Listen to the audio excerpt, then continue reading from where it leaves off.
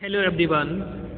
कल हम BSc second year में पेपर थर्ड के अंतर्गत एंडोक्राइन सिस्टम में पिट्यूटरी ग्लैंड्स के हार्मोन्स को डिस्कस कर रहे थे।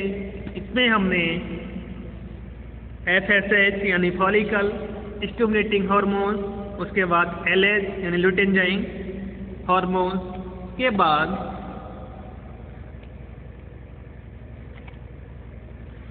हमने इरेगुलरिटीज ऑफ एडिनोहाइपोफाइसिस, मतलब जो एडिनोहाइपोफाइसिस वाले रीजन से हार्मोन्स निकलते हैं उनके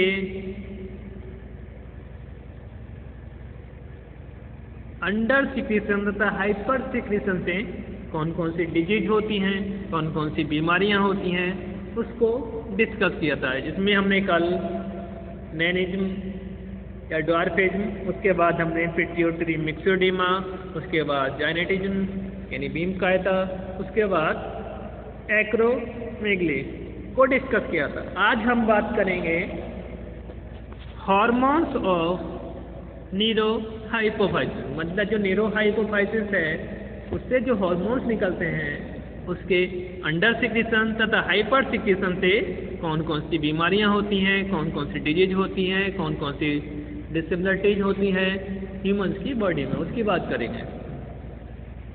यह पिट्यूटरी ग्लैंड्स का वाइट कलर लोब है जो पिट्यूटरी का 25% भाग बनाता है। ये पार्ट हाइपोथैलेमस के न्यूरोसेक्रेटरी न्यूरॉन्स की एक्सोनल एंडिंग से बनता है। इस लोब में पाई जाने वाली सेल्स पिट्यूटरी साइट्स कहलाती हैं। इस लोब के सिक्रीशन को पिट्यूटेरियन कहते हैं, जिसमें दो मुख्य हार्मोन हैं। यह हार्मोन हाइपोथैलेमस से बनकर एक्सोन में होते हुए हेरिंग बॉडीज में स्टोर कर लिए जाते हैं। इसके हार्मोन निम्न हैं। नंबर 1 वैसोप्रेसिन या पिट्रेसिन या एंटी डाईयूरेटिक हार्मोन, जिसको कि हम एडीएच यानी एंटी डाईयूरेटिक हार्मोन भी कहते हैं। इस हार्मोन का मुख्य कार्य यूरिन में वाटर के एक्सक्रीशन को कम करना होता है। मतलब यूरिन में वाटर का एक्सक्रीशन यानी उत्सर्जन कम मात्रा में हो तो उसमें कौन सा हार्मोन से रेस्पॉन्सिबल होता है? एडीएच यानी एंटी डाईयूरेटिक हार्मोन। इसलिए इसे एंटी डाईयूरेटिक हार्मोन कहा जाता है। ये हार्मोन ब्लड वेसल्स को कॉन्ट्रैक्ट करके ब्लड प्रेशर बढ़ाने का भी कार्य करता है। इसलिए इसे वैसोप्रेसिन भी कहा जाता है। जब ये हार्मोन ज़्यादा मात्रा में बनता है तो यूरिन कंसंट्रेट हो जाती है और इस ECF डाइल्यूट हो जाती है। जब ये हार्मोन कम मात्रा में बनता है तो यूरिन डाइल्यूट हो जाती है और ECF कंसंट्रेट हो जाती है। हमारे बॉडी में डाईयूरेसिस के समय यूरिन की क्वांटिटी 20 से 25 या 30 लीटर पर डे तक पहुंच जाती है। इसी कंडीशन को डायबिटीज इंसिपिडस यानी टेस्टलेस यूरिन कहा जाता है तथा इससे बॉडी में क्या होने लगता है? डिहाइड्रेशन। जब हमारी बॉडी से वाटर एक्सेस ऑफ वाटर की मात्रा अधिक हो जाती है, अधिक मात्रा में वाटर निकलता है तो क्या हो जाता है? डिहाइड्रेशन। इससे क्या हो जाता है? लूज मोशन, वॉमिटिंग, हेडेक आदि बीमारियां हो जाती हैं। अब बात करते हैं नेक्स्ट हार्मोन ऑक्सीटोसिन। इसको कि ओटी या पिट्रोसिन। इस हार्मोन्स का मुख्य कार्य बच्चे के जन्म के समय लेबर पेन यानी प्रसव पीड़ा, जब बच्चे का बर्थ हो रहा होता है तो उस समय इस हार्मोन को बढ़ाना होता है, जिससे यूट्रस की मसल्स में कॉन्ट्रैक्शन होता है तथा ये हार्मोन्स मेमरी ग्लैंड्स की लैक्टिक डक्ट से मिल्क की रिलीजन को आसान कर देता है। ऑक्सीटोसिन के इंजेक्शन भी आते हैं। जो गांव के बच्चे हैं उन्होंने देखा होगा, कुछ जो पशु होते हैं यानी भैंस वगैरह होते हैं, अगर उनके बच्चा जो होता है, बछड़ा जो होता है वो खत्म हो जाता है, मतलब इसकी डेथ हो जाती है, तो वो पशु दूध नहीं देते हैं। तो उस कंडीशन में वो लोग क्या करते हैं, उनको इंजेक्शन लगाते हैं। वो इंजेक्शन कौन सा होता है, ऑक्सीटोसिन का इंजेक्शन होता है। उसके द्वारा जब उसकी मात्रा पहुंच जाती है, वो की एक हार्मोन है, उससे वो मिल्क रिलीज कर देते हैं आराम से। बात करते हैं कंट्रोल की। पिट्यूटरी ग्लैंड्स बॉडी की growth, sex and general behaviour को रेगुलेट करने के अलावा अन्य एंडोक्राइन ग्लैंड्स को भी कंट्रोल करती है, इसलिए इसे मास्टर ग्लैंड्स भी कहते हैं। पिट्यूटरी ग्लैंड में 3 प्रकार की ग्लैंड्स होती हैं, जिनमें एसिडोफाइल्स, जिनमें alpha cells, basophils, beta cells, next chromophores, जिसको कि हम बोलते हैं चीफ सेल्स। इन एंडोक्राइन ग्लैंड्स के अलावा भी कुछ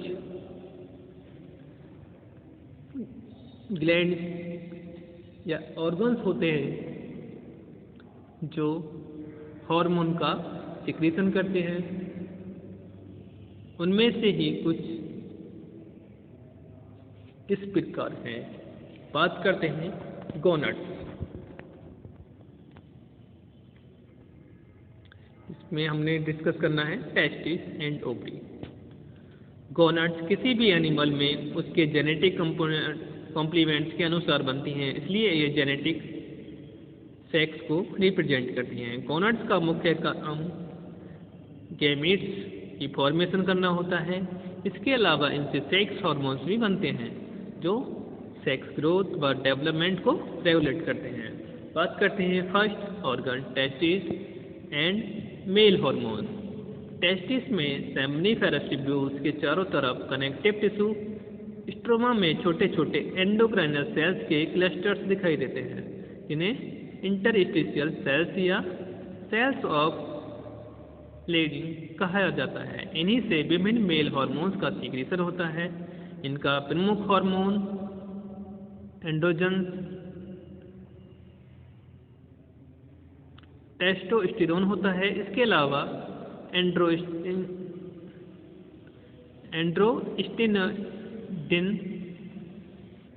डिहाइड्रो इपी एंड्रोस्टेरोन इटियो कोलेनोलोन तक एंडोस्टेरोन को इंक्लूड किया गया है। टेस्टोस्टेरोन एक मैस्कुलाइजेशन हार्मोन है। इसका सिक्रीशन 12 से 13 साल से 20 साल तक होता है। इसी के प्रभाव से वासा डिफरेंसिया यानी शुक्रवाहिनियाँ, सेमाइनल वेसाइकस यानी शुक्राशय, scrotal sac and penis, reproductive organ आदि में वृद्धि होती है तथा इन्हीं के द्वारा मेल में सेकेंडरी सेक्सुअल कैरेक्टर्स जैसे shaving, heavy voice, body strong आदि डेवलप हो जाते हैं। बात करते हैं female sex hormones and ovaries. Females में ओवेरियन फॉलिकल सेल्स तथा मेम्ब्रेना ग्रेनुलोसा के सेल्स से फॉलिकुलर फीमेल सेक्स हार्मोन्स या एस्ट्रोजन बनते हैं। एम्ब्रियोनिक ओवरीज से सेक्स हार्मोन का सिक्रीशन नहीं होता। 7 से 8 ईयर तक ओवरीज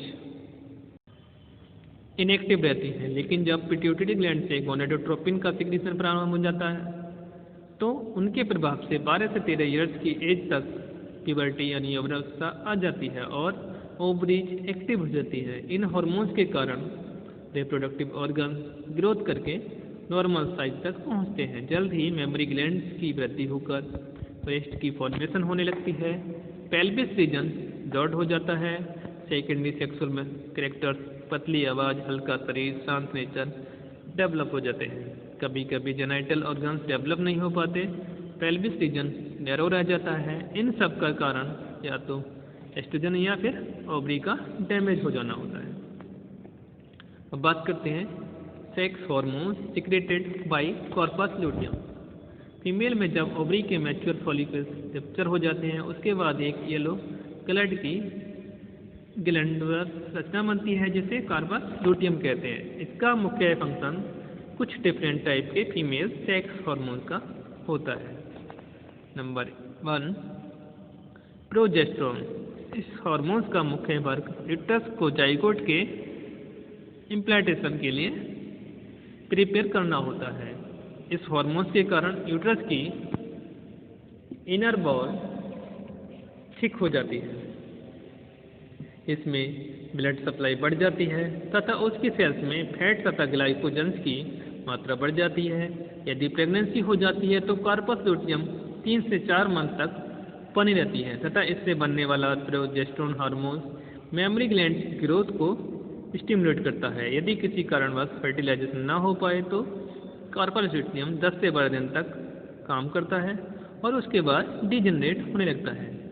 मेंस्ट्रुअल साइकिल प्रारंभ हो जाती है तथा ब्लीडिंग स्टार्ट हो जाती है। यह ब्लीडिंग 3 से 5 दिन तक चलती है।